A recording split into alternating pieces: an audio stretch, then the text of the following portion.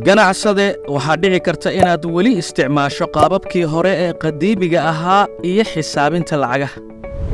kumanaan warqado oo qaansheeg ah, risiidyo, buugaag waaweyn iyo diiwaangelinta gacanta oo aad loogu daalo, kuwaasoo haddana kaa kaafinaynin in xisaabaadkaagu kuu saxmaan amaba ay deemahaaga ku soo xaroodaan.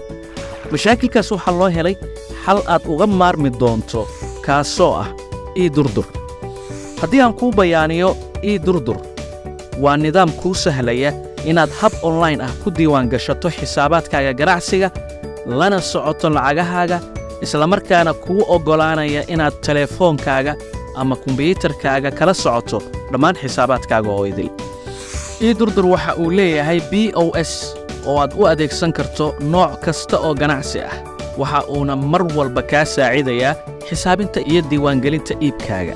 haddii aad saaxiib la noqoto iDurdur, waxaad si fudud oo waqtiyaysan u heli doontaa xog sax ah iyo warbixinno sugan, kuwaasoo kaa caawin doona inaad diiradda saarto ganacsigaaga adigoo aan wakhti kaaga lumin buugaag, waraaqo iyo kalkuleetarro isdul saaran. haddaba maanta iska macsalaamee madax xanuun oo dhan una soo guur nidaamka iDurdur. iDurdur waa xalka xisaabaadka ganacsiga.